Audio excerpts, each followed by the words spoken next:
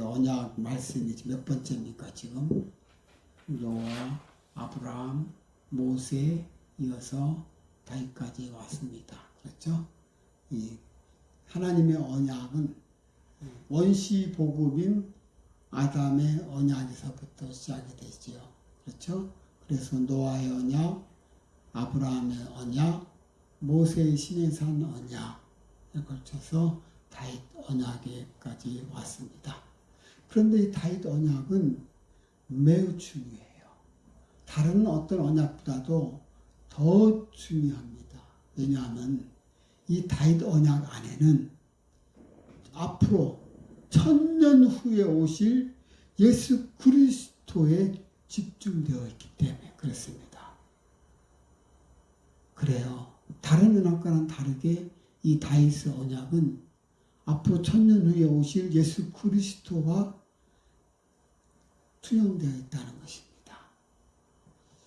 이 다윗 언약을 한마디로 말하면 성전과 다윗 왕권에 관한 것입니다. 그런데 자세히 들여다보면 다윗의 후손에서 그리스도가 나신다는 것을 암시하고 있어요.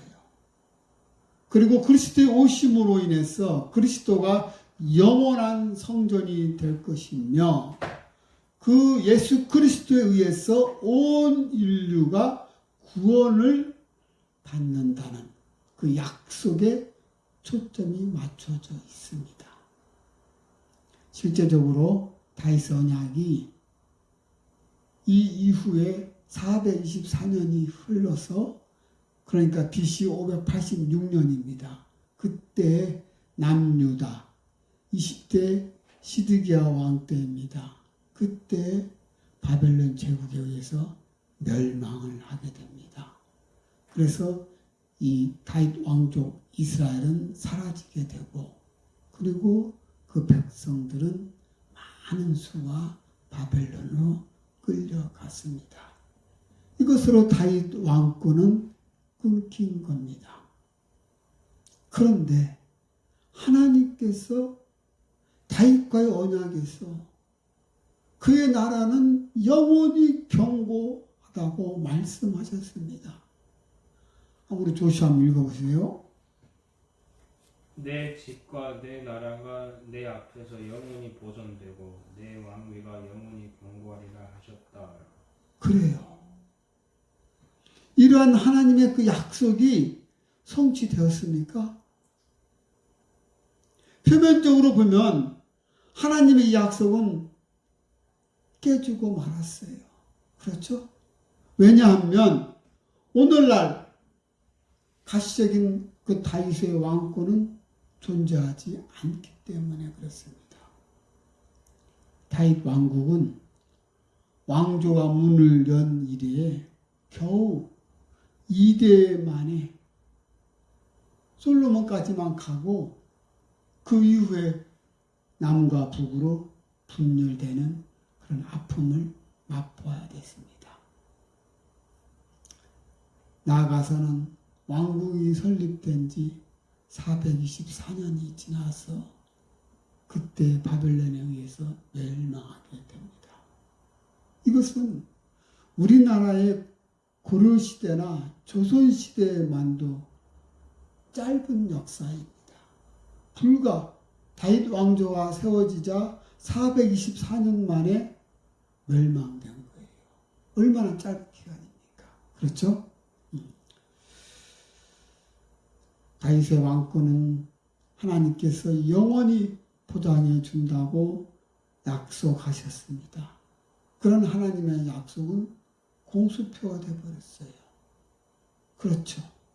분명히 하나님은 다윗과의 약속에서 영원히 내가 너의 왕권이 보존되리라고 분명히 말씀하셨어요. 그런데 424년 BC 586년에 다윗의 왕조는 무너진 것입니다. 그럼 하나님의 약속은 어떻게 된 거죠? 조시아, 하나님의 약속은 어떻게 됐어요?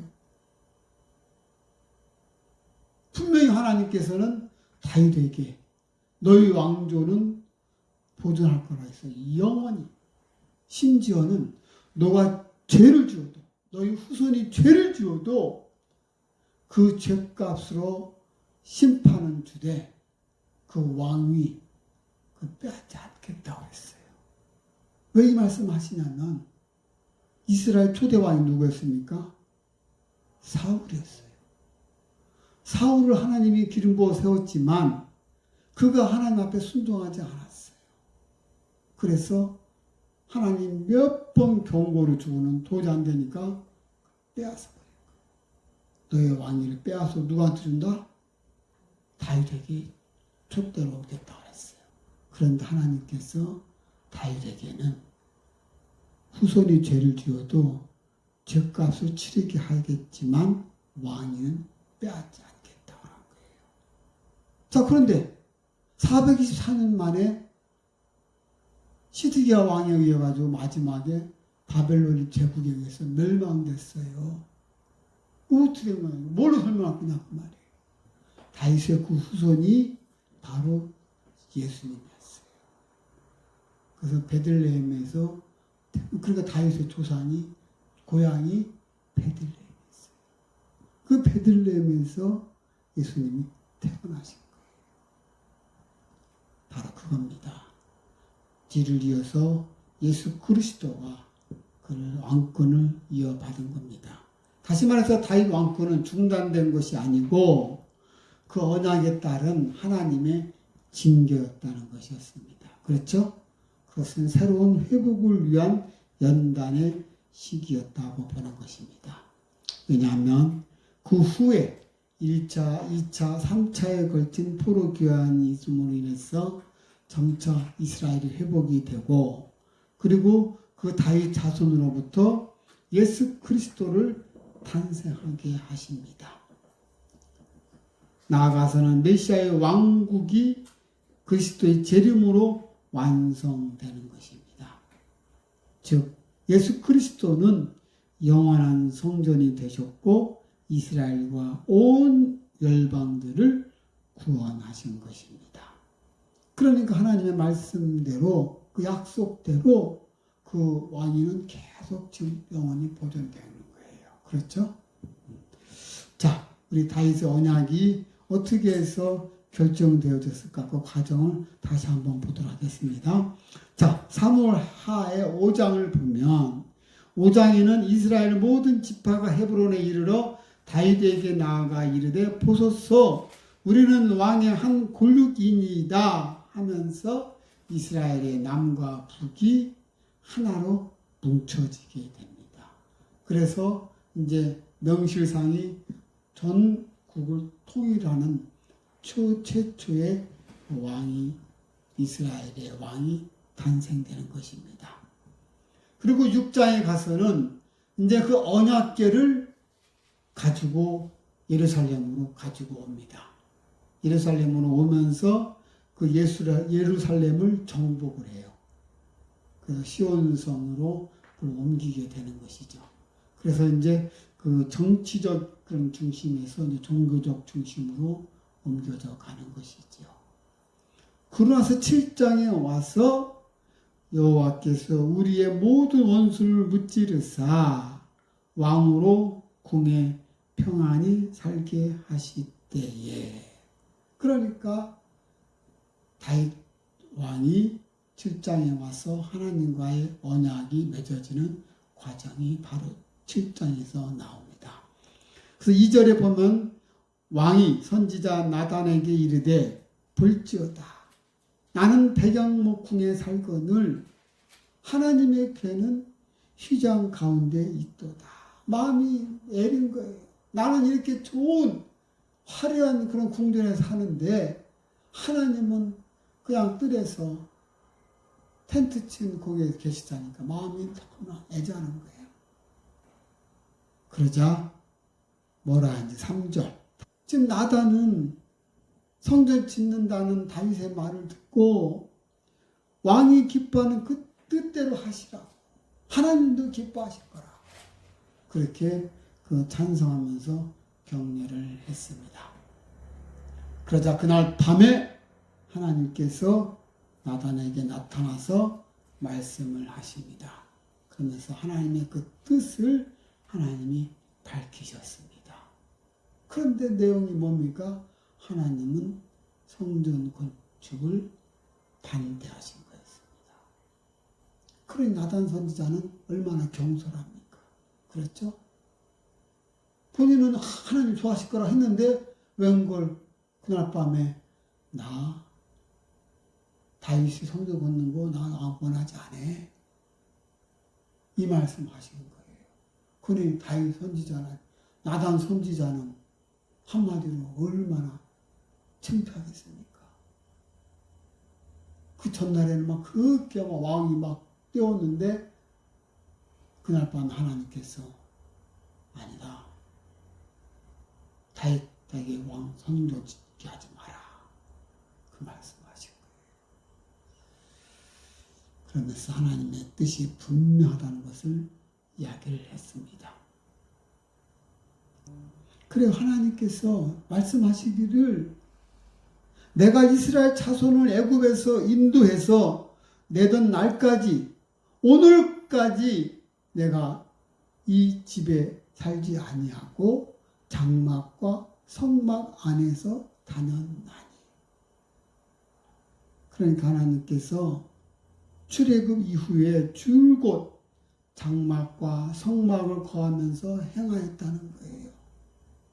굳이 성전이 필요 없다는 걸 말씀하시는 것입니다. 그러면서 또 말씀하시기를 내가 언제 나를 위해서 백양목 집을 지어달라고 내가 말한 적 있느냐? 나 그런 말 한 적이 없다. 그 말을 하는 거예요. 내가 언제 성전을 지어달라고 말한 적이 있느냐? 그런데 왜 너희들이 나를 위해서 성전 짓는다 하느냐? 그 말을 하십니다. 이는 곧 하나님께서 백성들을 향해서 진정으로 바라는 것은 화려한 그런 외면이 아니라는 거예요. 오직 하나님을 사랑하고 경외하여 바르게 예배하는 그 한 가지 사실을 하나님께서 교훈하고 있는 것입니다. 그렇습니다. 하나님께서 무엇이 아쉬워서 이 세상에 화려함을 요구하시겠습니까?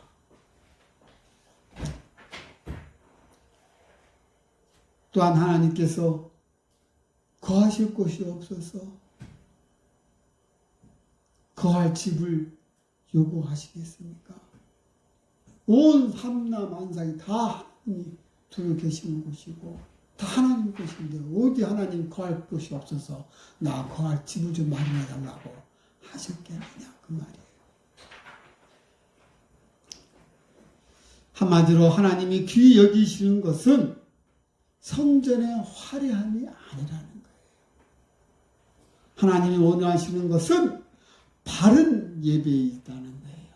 성전은 화려한 그러한 모양이 아니라는 것입니다. 그렇기 때문에 성도 여러분, 오늘 우리는 어떻게 해야 하겠습니까? 하나님 앞에서 예배를 바르게 세워야 합니다. 하나님은 진심으로 우리가 하나님을 경외하고 하나님 뜻에 맞는 그러한 삶을 삶으로써 하나님께 거룩한 산제사를 드려야 하는 것입니다. 하나님께서는 바로 예배에 임하는 그 예배도 신령과 진정으로 드려지는 그 예배만을 하나님이 흔양하신다고 그랬어요. 그 신앙에 와서 사도 바울은 거룩한 산 제사로 드려야 한다는 거예요. 자, 그렇다면 이 거룩한 산 제사가 무엇이냐? 어떻게 해야 거룩한 산 제사로 예배를 드리는 것이냐? 자, 이 부분은 다음 시간에 굉장히 중요한 부분이기 때문에 따로 별도로 시간을 내서 말씀드리도록 하겠습니다.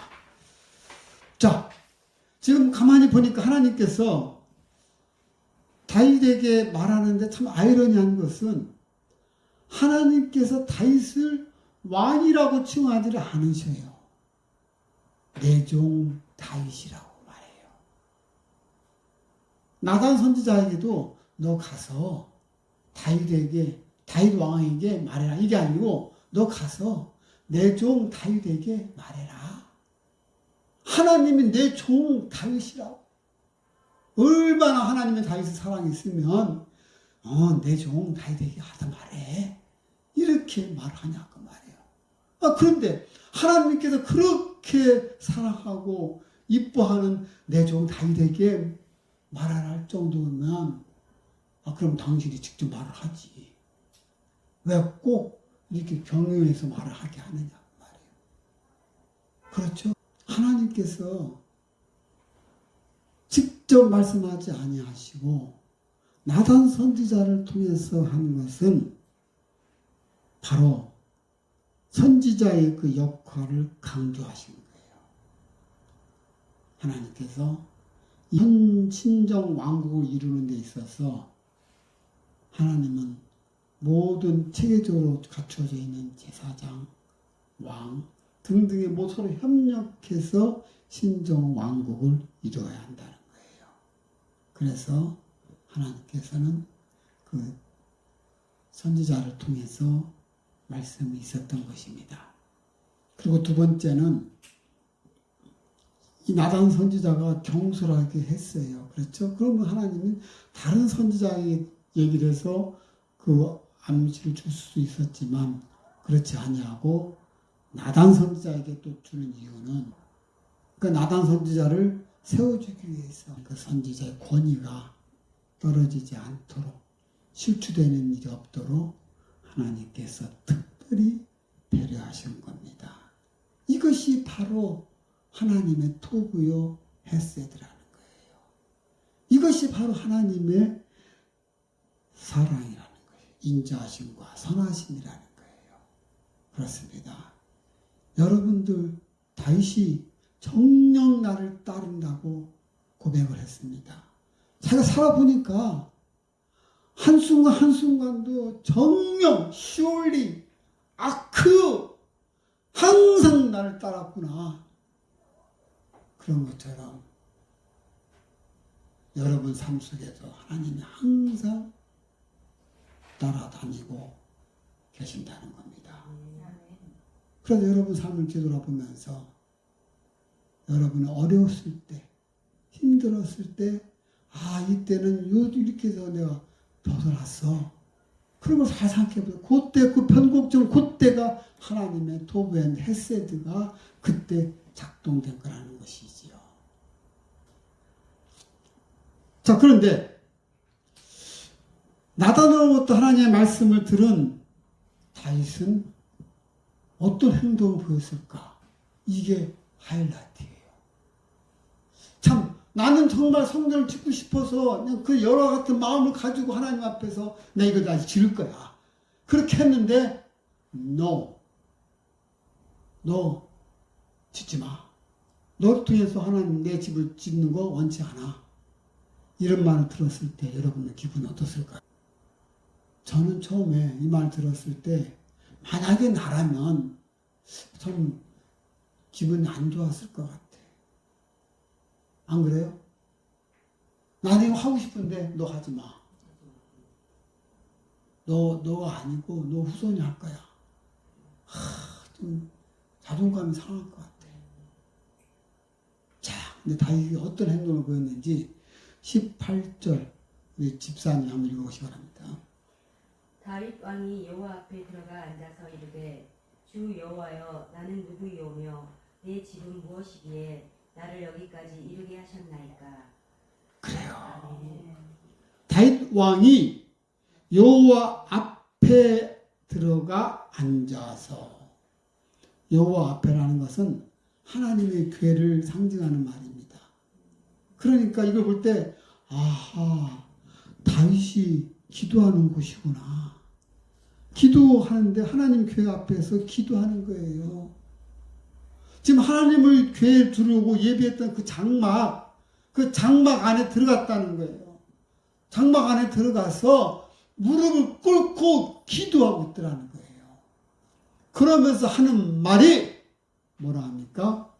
여호와여 나는 누구이며 내가 누구이길래 내 집이 무엇이기에 나를 여기까지 이르게 하셨나이까. 참, 다윗은 하나님의 약속을 들은 후에 즉시 하나님 앞으로 들어가 그 은혜를 지금 찬양하고 있습니다. 오히려 다윗은 너의 후손은 어떻게 될 것이고 너의 왕위는 영원히 존재할 거라는 그 말에 그냥 감사한 거예요. 나 같은 것이 무엇이길래 하나님 저를 이렇게 세워주시나이까. 참 대단하지 않습니까? 그래요. 다윗의 찬양을 보면은 그는 먼저 자신의 무가치함을 고백하고 있습니다. 즉 나와 내 집은 하나님 앞에서 아무것도 아니거늘 어찌하여 하나님께서 이토록 나에게 이런 은혜를 베푸시나이까. 부족한 자신의 모습을 철저하게 대비시키려는 참으로 아름다운 모습이 아닐 수 없습니다. 이것이 바로 다윗의 위대한 신앙인 것입니다. 사실 저도 하나님께 기도할 때 나 같은 것이 무엇인데 이런 부족하고 미천한 나를 이미 사망의 그 어두운 골짜기에 이미 버려져 있을 난데 하나님께서 나를 건져주셔서 이렇게 오늘날 있게 해주신 아버지 그냥 감사합니다. 그냥 눈물이 그냥 나와요. 이것이 제가 매일 고백하는 제 기도입니다. 사실은요, 제가 그전에는 제가 엄청나게 잘난 척했어요. 그게 교만이죠. 그래서 너무 잘난 척하면 뻐대기니까 목이 빳빳해서 사실 난 목 빳빳한 것도 아닌데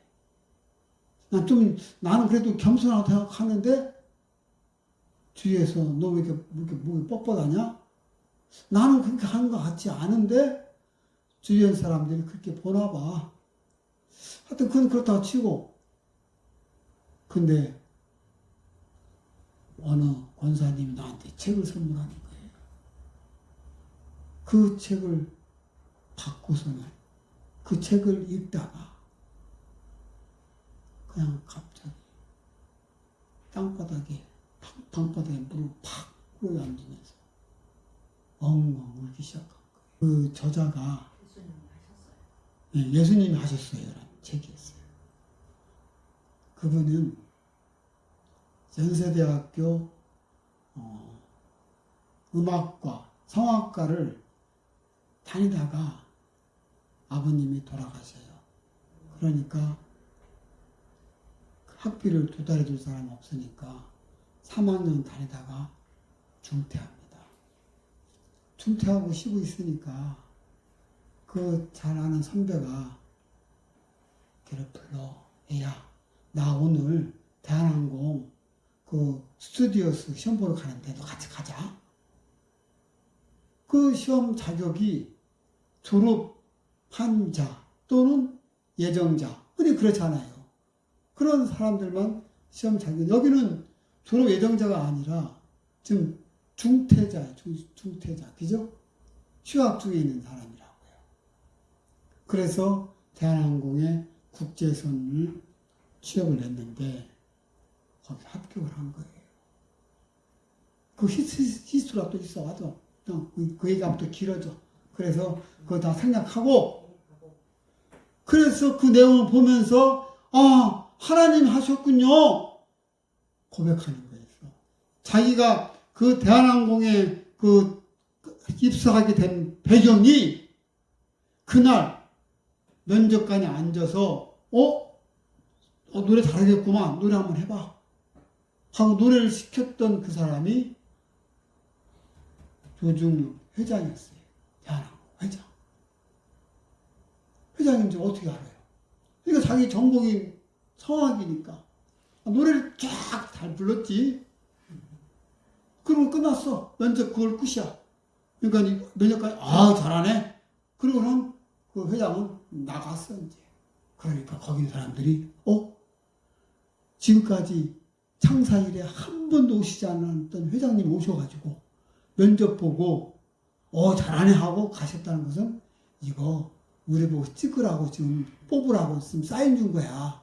그래 뽑자. 그래가지고 자격이 없지만 뽑아버린 거 아니에요. 그렇게 해서 뽑힌 거예요. 그래서 그 안에서 막 그냥 전도하고 열심히 가고 이제 그 자매님은 이제 결혼을 하고 외국인하고 결혼해요. 미국인 목사하고 결혼해요. 그래서 그 목사가 미국인 그 목사가 그 당시 우리나라의 그 대사관하고 친구야. 그래서 각종 큰 행사 같은 데를 자주 이분이 초빙돼서 가요. 그리고는 급기야는 2002지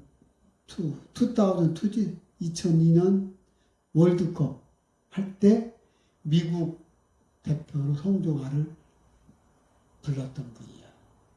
그분이요. 그분은 유명했죠. 그분이 그 쓴 책에서 하나님이 하셨군요라는 책인데 그 대목에 딱 가서 저도 그냥 무릎을 탁 꿇으면서 어쩌면 그 상황이 나하고 똑같아요. 내가 대학 LG그룹에 입사할 때 그때 막 그 한 분이 나를 집요하게 막 봐주면서 막 계속 물어보고 또 물어보고 모른다 했는데도 안 넘어가고 막 그럼 한국말로 뭐냐 막 또 생각해봐라. 시간을 막 자꾸 주는 거예요. 막. 근데 결국 머리에 딱 생각이 나는 거예요. 영어도 생각이 나고 막 그래서 막 쭉쭉쭉 하니까 너 그러면 지금까지 너가 아침에 일어나서 여기까지 오기까지를 이제 영어로 한번 해봐라. 내가 부르면 그냥 막 짓거리면 내 답이니까 뭐 답이 없잖아. 내가 그냥 짓거리면 되는 거니까. 그때 카투샤에서 바로 나왔으니까 발음이 얼마나 좋아. 지금 조슈아한테는 큰 소리 못 치지 마. 응? 그래 쭉 했으니 발음도 좋겠다. 합격이 됐어요. 근데 그 책을 보면서 내가 하나님 하셨구나. 그때서나 깨닫고 무릎 꿇고 엉엉 울기 시작했어요. 그랬더니 하나님께서 그래 세희야 너 나하고 한번 변론하자. 그러면서 하나하나 짚어나가기 시작하는데 네가 잘나서 대학 들어갔냐? 네가 잘나서 LG그룹 들어갔냐?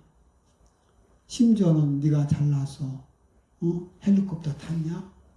헬리콥터 태워준 것까지 하나님이 다 하셨던 거예요. 하나의 설까지 막 숨이 막히는 거야. 숨이 막. 그때 얼마나 울었던지 그 후로 제가 기도가 바뀝니다. 나 같은 자, 이 부족한 자, 벌레만도 못한 나를 하나님께서 나를 사랑하시고 나를 이끌어 주셨구나. 하나님, 저 같은 것이 무엇인데 당신 하나밖에 없는 아들까지 내어주고 하면서까지 저를 살리셨으니까. 그렇습니다. 이런 고백이 여러분들의 고백이 되어야 할 줄 믿습니다. 그렇습니다. 우리가 하나님을 찬양할 수밖에 없는 길이 바로 이것이라는 거예요. 여러분들이 하나님을 찬양할 때 내 자신의 철저하게 아무것도 아니라는 것을 여러분이 먼저 고백하시길 바랍니다. 내 자신이 아무것도 아니라는 것을 깨달았을 때 우리 입에서 하나님께 대한 감사와 찬양이 절로 나오게 되어 있다는 것입니다. 그래서 우리 아들도 아빠에 이어서 철저하게 겸손한 마음으로 나는 아무것도 아니다. 지난날에 내가 상 탔던 것들, 1등했던 것들 내가 잘나서 그런 것이 아니라 하나님이 나를 세워주셨구나. 한국에서 미국으로 건너갈 때 큰 상을 주고 가신 것도 내가 잘나서 영어한 게 아니라 하나님이 나를 세워주셨구나. 그래요. 모든 것을 내 자신이 부족함을 먼저 고백하시길 바랍니다. 그렇습니다. 자신의 비참함을 아는 자가 진정으로 하나님을 찬양할 수 있다는 것입니다. 근데 반대로 내 입에서 하나님에 대한 그 찬양이 나오지 않는다면 이것은 자기 자신에 대한 깨달음이 없는 것입니다. 그것이 바로 자기 자신의 교만함이에요. 자, 그리스의 최대 그런 지혜자 소크라테스 잘 아시죠? 소크라테스가 이런 말을 했습니다. 자신이 아무것도 모른다는 것을 아는 것이 최고의 지혜이다. 내가 아무것도 아는 것이 없다는 것을 깨닫는 것이 바로 그것이 최고의 지혜라는 거예요.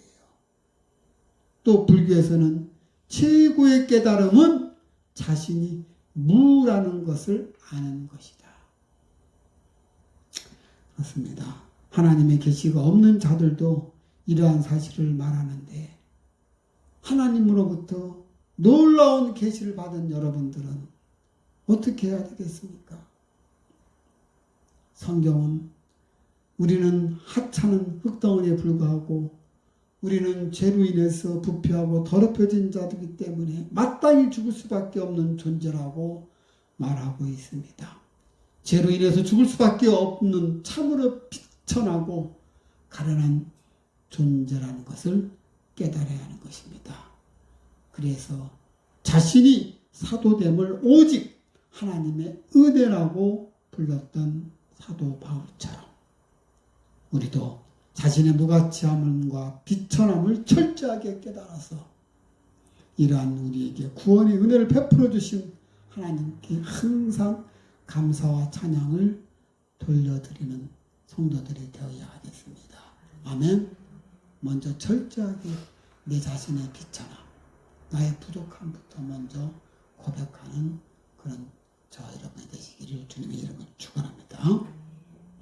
자, 그렇다면 하나님은 왜 다윗이 하고 싶어하는 그 일을 선한 일이잖아요. 그런데 하나님은 왜 그 선한 일을 막았느냐는 거예요. 왜 하나님이 다윗이 짓는 것을 막는 이유가 세 가지가 있더라는 거예요. 그 세 가지 중에 한 가지를 조슈아가 지금 말한 거예요. 자, 그러면 나머지 두 가지 뭘까요? 첫째, 하나님께서 다윗이 성전 짓는 것을 막는 그 이유는 너희들이 먼저 나에 대해서 지금 뭔가 좀 오해하고 있다. 나에 대한 올바른 시각을 하나님이 심어주기 싶으셨던 거예요. 하나님에 대한 그 인식을, 바른 지식을 심어주기 위해서. 그것은 뭐냐? 하나님은 무소부재하신 분이라는 것이죠. 어느 한 공간에 가둘 수 있는 분이 아니라는 거예요. 그러나 성전을 짓고 언약궤를 거기에 두면 백성들은 하나님이 한정된 곳에 머물기 때문에 거기에 계시는 걸로 생각을 한다는 거예요. 그러나 하나님은 그런 분이 아니시라는 거죠. 하나님의 편재성이라 하잖아요. 이 편재란 말이 참 한쪽에 치우친다는 것도 편재예요. 그죠? 그렇지만 두루두루 펼친다는 뜻이 있어요. 하나님의 편재성이 바로 그거예요. 하나님은 두루두루 계시는 분이지 어느 한 곳에 계시는 분이 아니라는 거예요. 그러니까 너희들이 나에 대해서 잘 이해를 못하고 있구나. 내가 이 정막, 이 성막, 이 장막을 옮겨다니면서 내가 많은 기적을 행했던 것은 내가 한 곳에 있는 것이 아니기 때문에. 그런데 너희들은 나에 대해서 잘 모르고 있구나. 근데 이 말은요, 놀랍게도 솔로몬이 솔로몬이 그 고백을 해요, 하나님한테. 성전을 짓고 그 봉양식을 해요, 하나님한테. 봉양식 하는데, 그때 우리가 아무리 이런 집을, 화려하게 집을 지었다 한들, 하나님, 그 영광이, 크신 영광의 하나님을 이런 작은 곳에 가둬놓을 수 있겠습니까? 하오나, 저희들이 봉양식을 올리는데, 하나님, 그 말을 먼저 고백을 해요. 그렇습니다. 솔로몬은 그걸 깨달은 거죠. 하나님은 편재성이 하나님이시다는 것을. 한 곳에만 있는 분이 아니고 두루두루 계시다는 것이에요. 두 번째는 여기가 참 정말 하나님께서 이런 깊은 배려가 있으셨구나. 그 뭐냐면 백성들을 위한 배려였던 거예요. 왜냐하면 당시 백성들은 많은 전쟁을 치렀어요. 그렇죠? 다윗이 백성들 끌고 막 전쟁해가지고 일대에 그냥 많은 땅을 다 차지했잖아요. 그래서 엄청나게 제일 큰 이스라엘 왕국을 이루었잖아요. 그렇게 전쟁하고 나서 이제는 쉬게 해줘야지. 쉬기만 하니까 다시 큰 성전을 짓는다고 또 이제 부역자 부탁을 동원하고 그 세금도 걷어들이면 백성들이 입이 안 나오겠습니까? 그죠? 그렇게 해서 성전 짓는들 백성들이 기쁜 마음으로 성전 짓겠느냐고요. 아야 잠깐 쉬어라. 한탄 쉬어야 되겠다. 백성들 위한 그 배려하는 마음이라는 거예요. 그렇습니다. 다윗은 이런 하나님의 뜻을 알기 때문에 성전 건축을 고집하지 않았던 거예요. 그래서 다윗은 자기가 대신 성전 짓는데 그 모든 그 물자들 자기가 다 준비했잖아요. 그 솔로몬 때 국고로 낭비하지 않고 백성들한테 세금을 거치지 않고 다윗이 다 조달한 거 아니에요. 그리고 마지막으로 다윗에게 성전을 건축할 수 없는 결정적인 그 약점이 바로 아까 이야기했던 그의 손에 피가 많이 묻었다는 것입니다. 평화와 은혜를 상징하는 하나님의 성전이 무력과 수많은 사람들의 피 위에 세워진 것으로 잘못 오인될 수 있는 것입니다. 성전은 평강의 사람에 의해서 지어져야 할 필요가 있는 것입니다. 그래요. 하나님께서는 다윗에 의한 성전 건축을 반대를 하셨습니다. 그렇지만 다윗의 후손으로 하여금 성전을 건축하게 하겠다고 말씀하십니다. 그리고 하나님을 향한 성전 건축을 하겠다는 다윗의 마음에 기뻐하시면서 그에게 다윗 왕권에 대한 놀라운 언약을 주신 것입니다. 하나님께서 다윗에게 주신 그 언약은 소위 다윗 언약, 데이비스 컨버넌트 5가지를 요약을 한다면 다윗을 이스라엘의 주권자로 세우신다는 겁니다. 그리고 그의 이름을 존귀케 만들어서 사방의 대적들에서 벗어나 평안케 해주겠다고 말씀하십니다. 다시 말해서 다윗의 영광과 이스라엘 평안에 대한 약속을 하셨습니다. 두 번째는 다윗으로 왕조를 이루게 하고 그의 나라를 영원히 견고케 하시겠다고 말씀하셨습니다. 세 번째는 다윗의 후손으로 여호와의 이름을 위해서 성전을 건축하게 하시겠다. 이렇게 말씀하셨습니다. 네 번째, 다윗의 후손은 여호와의 아들이 되고 여호와는 그의 아비가 되시겠다는 것입니다. 마지막으로 다윗의 후손이 범죄하면 징계는 하시되 그 위는 빼앗지 않겠다.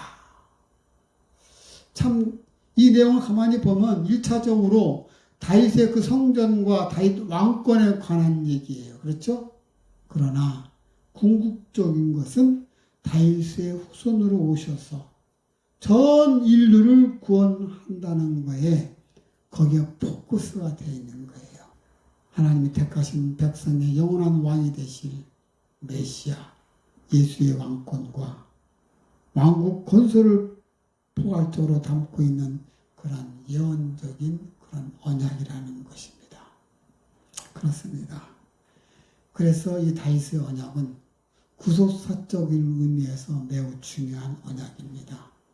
근데 이 언약이 여러분 이 언약이 내 것으로 삼아야 되려면 내가 어떻게 해야 될 것인가? 지금 하나님께서는 다윗에게 왕권을 주고 다윗의 후손 영원히 경고케 한다는 그 말에 다윗 대신에 여러분의 이름을 넣으시면 됩니다. 그러면 정말로 하나님이 나에게 이런 약속을 하신 것일까? 이것이 믿어져야 되는 거예요. 그러면 여러분은 그 영광을 받는다는 겁니다. 이것이 하나님의 언약에서 가장 중요한 부분이에요.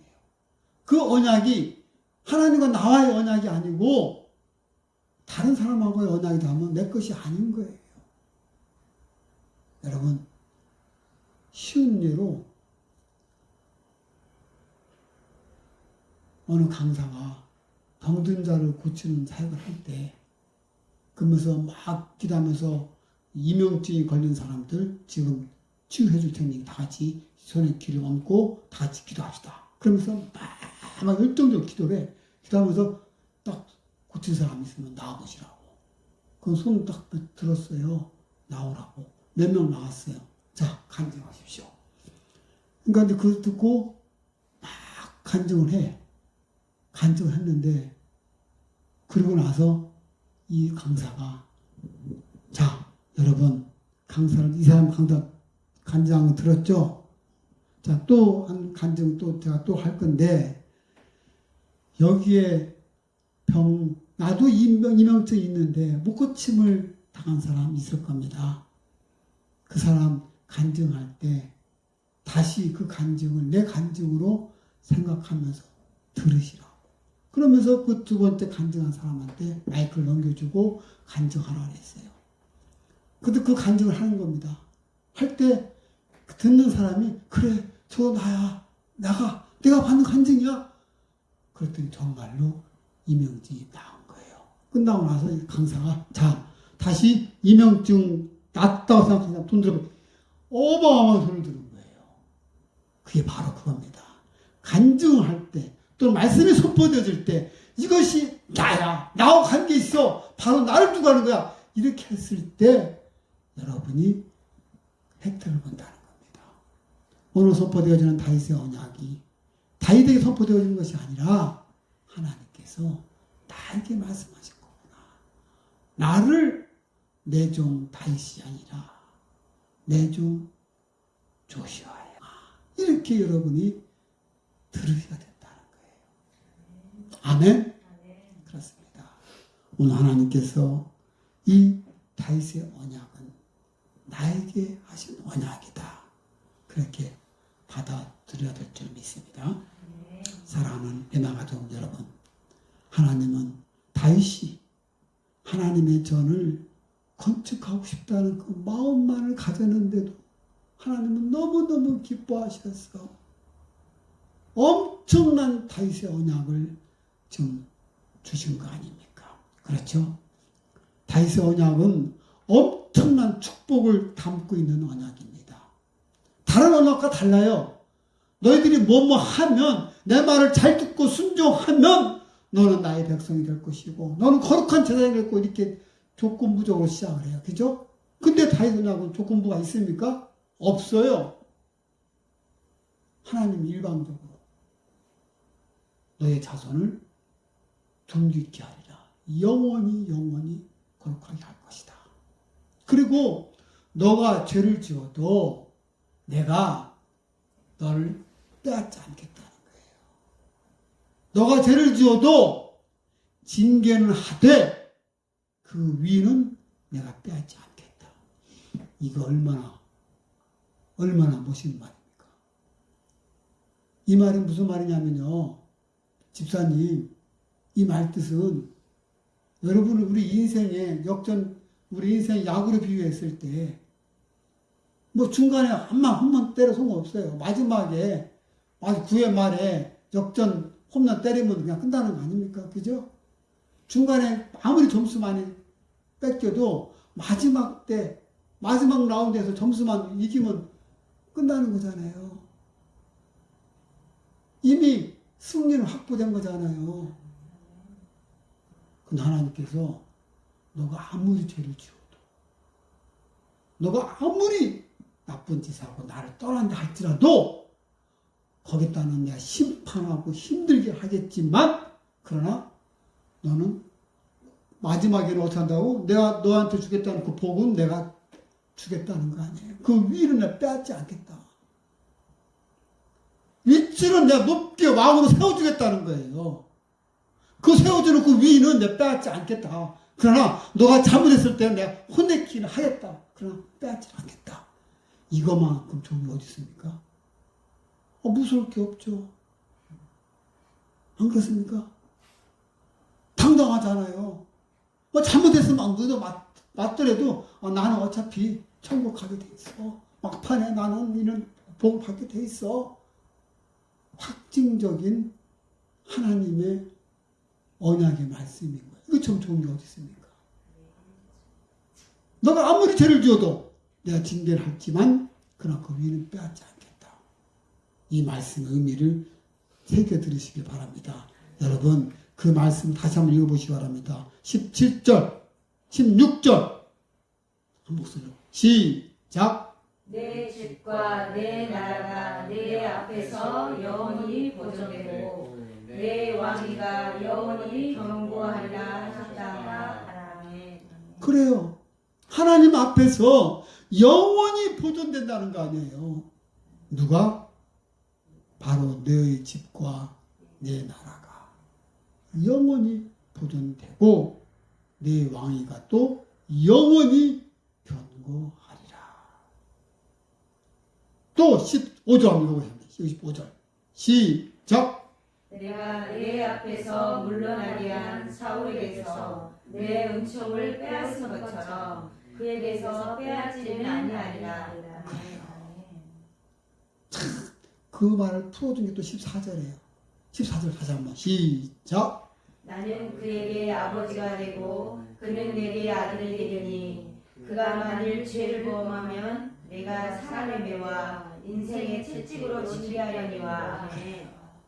너희들이 죄를 지면 사람의 매와 인생의 채찍이라고 표현해요. 참 멋있어요. 사람의 매와 인생의 채찍. 그러니까 사람을 통해서 매질이 오는 경우도 있고 어떤 환경을 통해서 너를 궁핍하게 할 것이 있다는 거예요. 그렇지만 그러나 내가 내 위를 빼앗지는 않겠다. 참 그래요. 하나님이 얼마나 감동받았으면 이런 축복이 다윗에게 주어졌습니까? 여러분들에게 이런 축복이 주어질 줄 믿습니다. 그런데 이런 축복을 받기 위해서 다윗이 했던 일이 뭐였습니까? 철저하게 자기 자신을 부정하고 자기 자신을 철저하게 하나님한테 낮추면서 고백했다는 사실입니다. 그래요.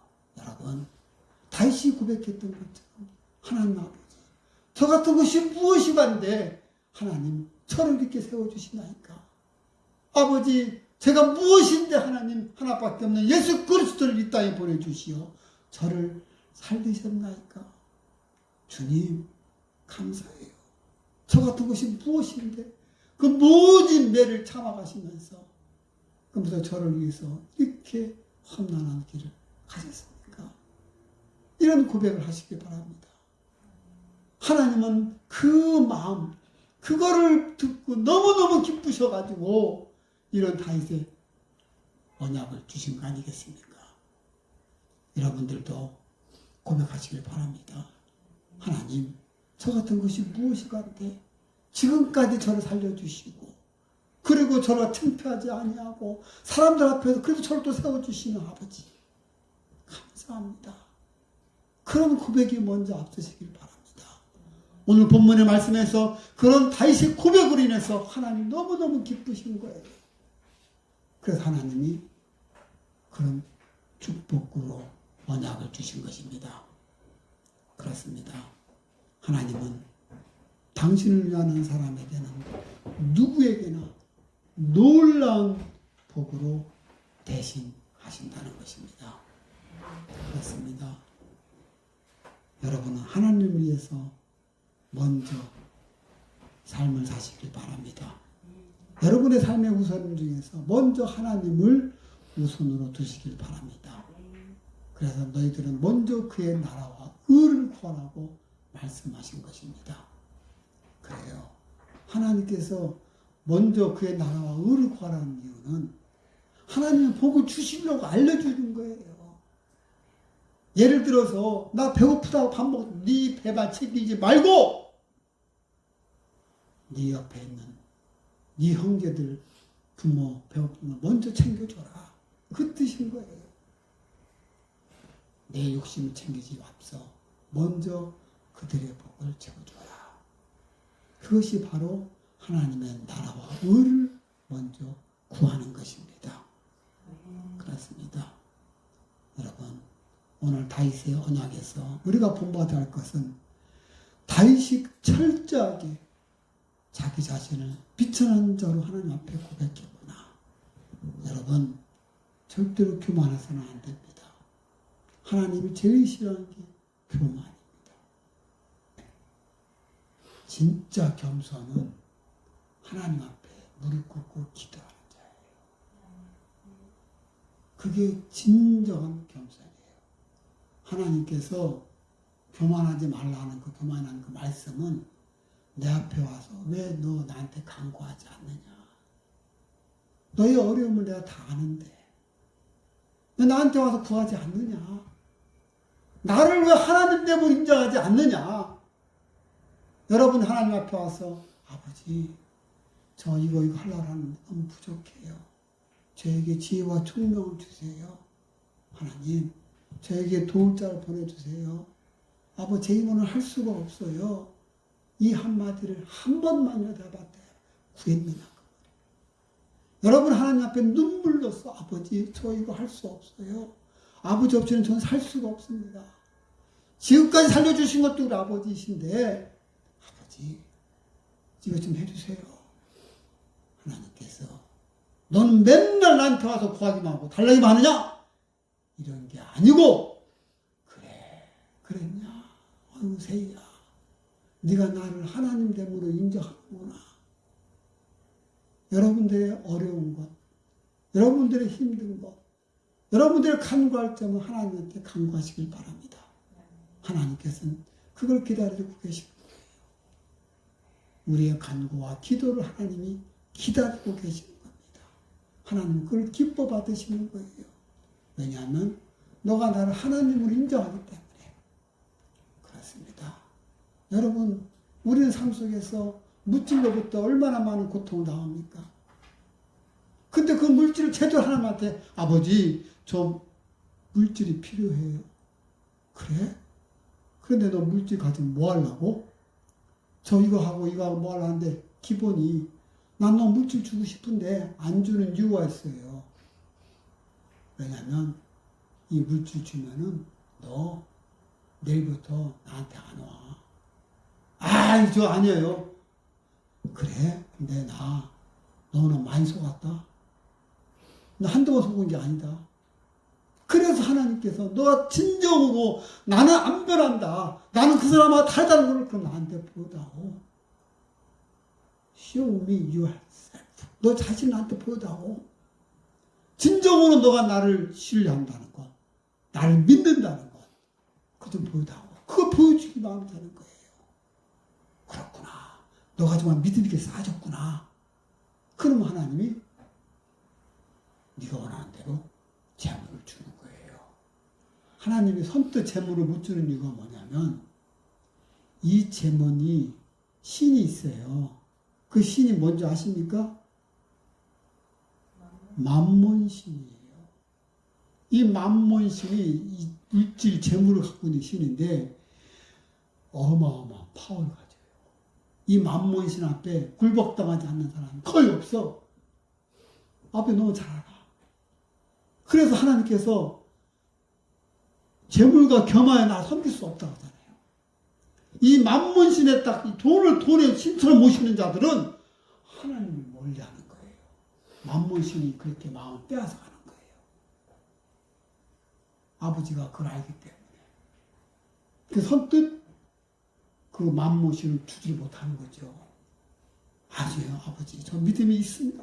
그 보여주면은 아 얘는 갖다 줘도 꽃방울 안 끼는 애구나. 그러면 조금씩 테스팅 한다니까. 10만 원, 100만 원, 1000만 원. 금액이 커지잖아요. 그러면 사람이 생각이 달라져요. 100만 원에서 10만 원 11조 내는 거는 쉬워도 1000만 원에서 100만 원 딱 내려면 멍멍거려요. 1억 버는 사람은 1000만 원 11조 쉽게 낼 것 같아요? 점점 어려워지는 거예요. 그 믿음을 극복해야 돼요. 그 믿음이 극복되어질 때 하나님은 아 얘는 내 종 다윗처럼 내 종 훈이야. 걱정 막 물질을 해준 거예요. 아무리 내려보내도 내 마음 뺏기지 않아. 하나님을 향한 일편단심이야. 여러분 그 마음을 하나님의 마음을 읽으시길 바랍니다. 이것이 바로 하나님의 선하심과 인자하심이에요. 나를 사랑하시기 때문에 이걸 못 주는 거야. 위험해서. 이거 줬다가 혹시 얘가 나 버리면 어떡하지? 이게 나 떠나면 어떡하지? 이걸 못 주는 거예요. 하나님이. 하나님 왜 못 주시는 거 마음 이해하겠습니까? 그럼 하나님 안심을 시키셔야 돼. 안심을 시키시려면 어떡합니까? 산제사로 제물을 드리라는 거예요. 산제사로 바로 예배를 드리라는 거예요. 도대체 어떻게 하는 거야? 산제사 내 살을 떼어다가 주는 거야? 다음 주에 어떻게 우리가 산제사로 예배를 드리는 것이 하나님한테 올바로 드리는 것일까 하는 걸 다음 주에 제가 말씀드리도록 하겠습니다.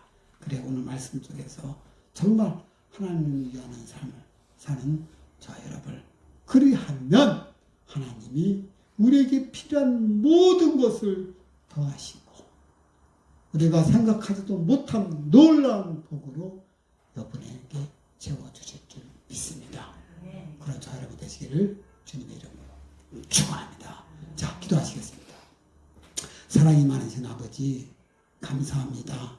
오늘 아버지께서 다윗과의 언약에서 말씀하신 것처럼 이것이 오늘날 저에게 하는 말씀인 줄 믿습니다.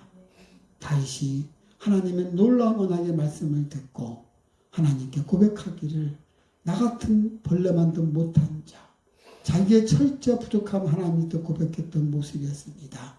하나님 그 모습을 이런 사람이 기뻐하시는데 저희들도 그런 모습으로 나아가게 하여 주시옵소서. 하나님을 기뻐하게 되는 그런 저희 되기를 간구합니다. 하나님께서 너희가 죄를 지어도 내가 징계를 할지언정 그 위를 빼앗지 않겠다는 하나님의 놀라우신 이 약속 이 신실하신 언약의 약속의 말씀을 믿고 나아가 주님 앞에 나아가 승리하는 자 되게 주시옵소서. 감사드리며 사랑이 많으신 예수님의 이름으로 기도합니다. 아멘. 오늘 주신 말씀 생각하시면서 이런 분이 바로 여러분의 아버지라는 거예요. 나의 아버지의 그 마음을 여러분이 깨달으시고 이것이 하나님의 헤세드고 그리고 토부라는 것을 다시 한번 깨달으시고 하나님 앞에 나아가는 저와 여러분 되시길 간구합니다. 자, 이제 일창하시고 기도하시기 바랍니다.